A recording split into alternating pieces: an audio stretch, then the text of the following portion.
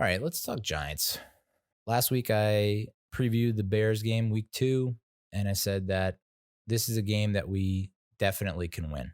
I felt confident in our defense going against their offense. I think Mitch Trubisky is a fraud and that we can expose him. We can get to him in the pass rush.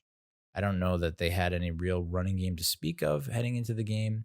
Their third down efficiency was such like garbage against the Lions in week 1 that I really thought it came down to what is our offense going to be able to move the ball against that defense, because it's still a pretty staunch defense.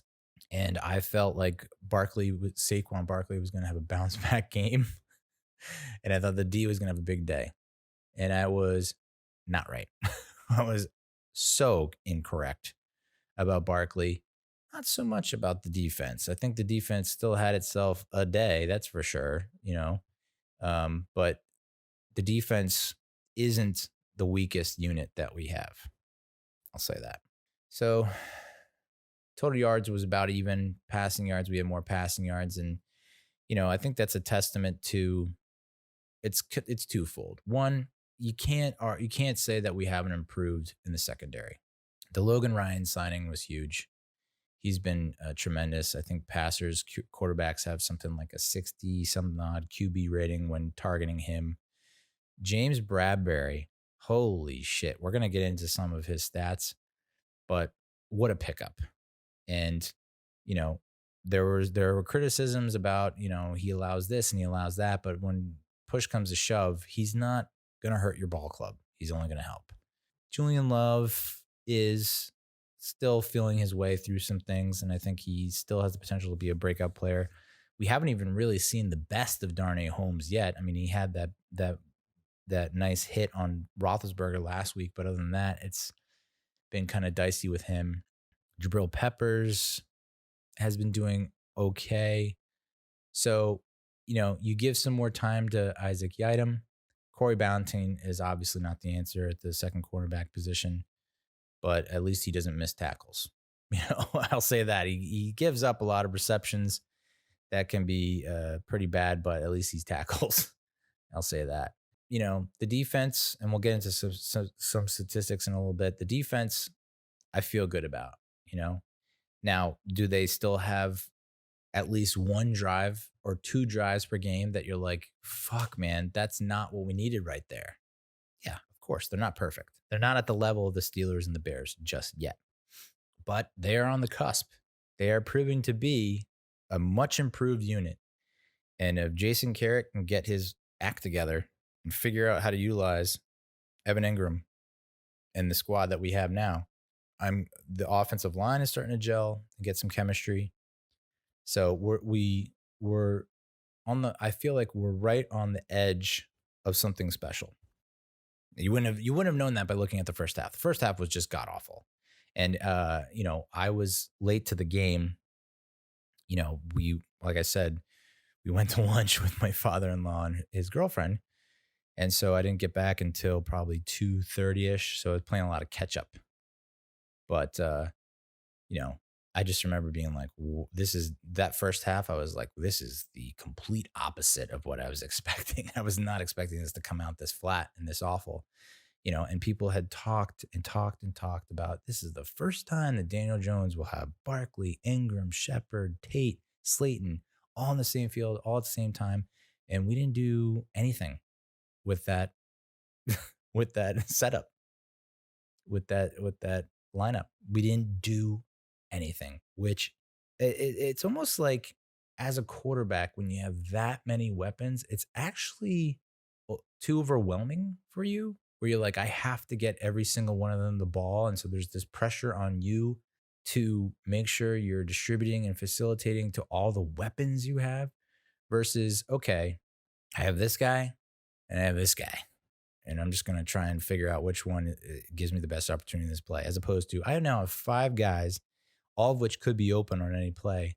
I'm probably reading too much into that, and I'm probably, overthinking it. But when has it ever come together and looked good? It's never happened. And then the less than a half that we got it, nothing happened. So, and maybe that's on Garrett, but fuck, like we get so excited to have all these dudes on the field at the same time, and we were ultimately let down. So read into that how you will, if you will. Again, running the ball has been a major concern for us. We only rushed for 75 yards. Most of that came on Daniel Jones scrambles. Here's a fun fact. The Bears have allowed 5 individual 100-yard rushers since 2018. So why I thought that Barkley was going to have a breakout game and bounce back, I don't know. I just know, I just thought, well, it couldn't get any worse than the Steelers game. And it turns out, yeah, it can get worse. Chicago rushed for 135 yards. I mean, that last drive, Bears had the ball with like 7.5 minutes left in the game and just gashed us. I mean, they were average. I don't know how they didn't score on that friggin' drive because they were averaging like 10 yards a run. And for them to abandon the run and throw the ball, what the fuck is going through your head? We have yet to stop the run, and you guys are throwing the ball. Just keep running. And that 4th down play where they converted, we had Downs and Martinez double covering a tight end. Ball bounces off them and it goes into an offensive lineman's hand and he gets a first down. It's just like, oh my God.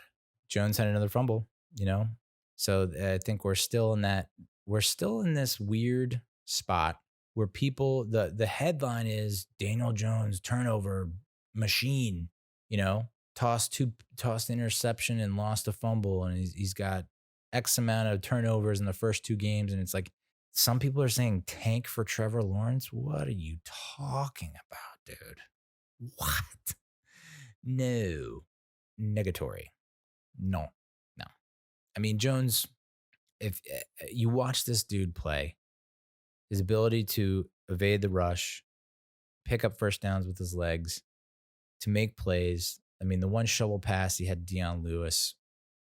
People are calling it Favre-esque. He makes plays. He's not just sitting back there and getting sacked and then just like I've seen too many Giants quarterbacks over my lifetime to give up on this. How can you give up on this dude after less than 16? You haven't even given him 16 games yet. Played 12 last year. Played 2 this year. How about you give him 2 more games before you start making all these like ridiculous assumptions that he's donezo, that we don't need to stick with him. He's not a franchise quarterback. I mean, you're just not watching the games. Yeah. And sure, there was a play and it was I saw it on Twitter. It was someone's like still framing. It's a 3rd and 6 and he has 2 guys open right at the sticks and he didn't pull the trigger. He clutched and then he ends up, not getting the first down. It's like, that's one play out of how many pass attempts. He's not going to see everything just yet. He's not at that level. Like, is he Patrick Mahomes? No, but he still can be in the general area of Pat Mahomes and Lamar Jackson and a lot of these younger quarterbacks. He's definitely better than Sam Darnold. I mean, there's no comparison. And I guess Jets fans can make the argument that, well, look at what the fucking Jets are giving him in terms of like, Le'Veon Bell is like always is not in the lineup half the time. And then his wide receivers are like a bunch of no-name stragglers, bums, if you will. The offensive line, I mentioned it. They're struggling, but they're getting a little bit better. They allowed 4 sacks. The Bears are 7-2 when their defense has more than 2 or more sacks since the start of 2019. They're 3-6 with 1 or fewer sacks. Chicago is now 13-4 in games when Khalil Mack has a sack, more than a sack or more since acquiring him in 2018. He ended up getting a sack. Akeem Hicks may have gotten a sack. PFF put out this stat: the most pressures allowed through week 2. The Chiefs at number 5 with 42. The Broncos at number 4 with 46. The Bengals at 3 with 52. Texans at 1 with 57. And the Giants are 1 behind that with 56. So, yeah, we're allowing the offensive line is allowing a lot of pressures. But this goes back to the whole rigmarole with the fact that Eli Manning was quick to get rid of the ball. Some would say almost too quick to get rid of the ball and not letting a play develop. Whereas Daniel Jones is on the other side, flip side of the coin, where he really lets the play develop. And some would say that he's not identifying the correct choice quick enough, and then he ends up having to scramble, or he takes a sack and the fumble and whatnot. So I don't know that you can entirely put that on the offensive line. I'd say there's a healthy chunk of that, not the majority of those pressures, but a healthy chunk of that can probably be pinned on Daniel Jones. But again, youngin, he'll develop. Have trust.